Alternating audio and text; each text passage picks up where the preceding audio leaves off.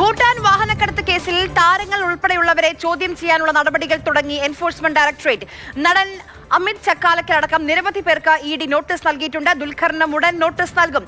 S Ragan വിവരങ്ങളുമായി നമുക്കൊപ്പം കൊച്ചിയിൽ നിന്ന് ചേരുന്നു. രാഗൻ, ഇനി എങ്ങനെയായിരിക്കും തുടർ നടപടികൾ അന്വേഷണ സംഘത്തിന്റെ? ആര്യ, ഭൂട്ടാൻ വാഹനക്കടത്ത് കേസിൽ സുപ്രധാന നീക്കവുമായി എൻഫോഴ്സ്മെന്റ് ഡയറക്ടറേറ്റ് വന്നിരിക്കുകയാണ്. അതായത് താരങ്ങൾ ഉൾപ്പെടെയുള്ളവരെ ചോദ്യം ചെയ്യാനുള്ള നീക്കമാണ് ഇപ്പോൾ തുടങ്ങിയിരിക്കുന്നത്.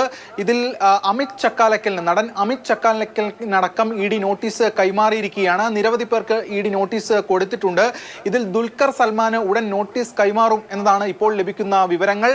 എന്തായാലും വരും ദിവസങ്ങളിൽ ഇവരെ അടക്കം വിശദമായി തന്നെ ചോദ്യം ചെയ്യും. ഇതിനിടെ അമിത് ചക്കാലക്കൽ തനിക്ക് സമയം നീട്ടി നൽകണമെന്ന് ഇഡിയോട് ആവശ്യപ്പെട്ടിട്ടുണ്ട്. അക്കാര്യവും എൻഫോഴ്സ്മെന്റ് ഡയറക്ടറേറ്റ് പരിശോധിച്ചുകൊണ്ടിരിക്കുകയാണ്. എന്തായാലും വളരെ വിശദമായിട്ടുള്ള ചോദ്യം ചെയ്യലിലേക്ക് കടക്കാനാണ് ഇഡിയുടെ തീരുമാനം. നിലവിൽ ഫെമ കേസാണ് ഇഡി രജിസ്റ്റർ ചെയ്തിരിക്കുന്നത്. അതായത് വിദേശ നാണ്യ വിനിമയ ചട്ടലംഘനവുമായി ബന്ധപ്പെട്ട കേസാണ്.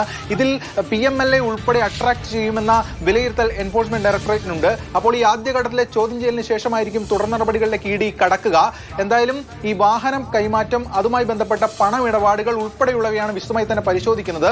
ഇതിനോടൊപ്പം തന്നെ കസ്റ്റംസ് ആണ് ആദ്യം ഇതിൽ നടപടി തുടങ്ങിയത്. അവരും ഇതുമായി ബന്ധപ്പെട്ട കാര്യങ്ങൾ നീക്കിക്കൊണ്ടിരിക്കുകയാണ്. എന്തായാലും വളരെ സുപ്രധാന നീക്കമാണ് ഇഡി നടത്തിയിരിക്കുന്നത്. 17 ലൊക്കേഷനിൽ നേരത്തെ ദുൽഖർ സൽമാന്റെയും അതോടൊപ്പം തന്നെ പൃഥ്വിരാജിന്റെയും കൂടാതെ അമിത് ചക്കാലക്കലിന്റെ അടക്കം നിരവധി പേരുടെ വീടുകളിലും ഓഫീസുകളിലും അടക്കം ഇഡി റെയ്ഡ് നടത്തിയിരുന്നു. അതിനുശേഷം കുറെ രേഖകൾ സമാഹരിച്ചിരുന്നു.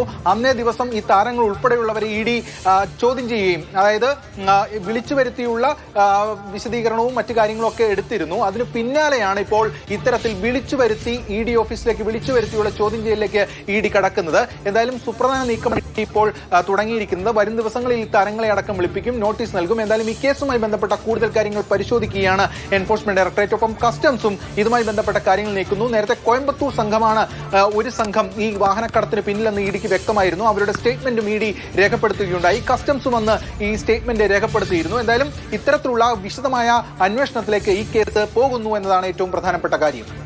ശരി.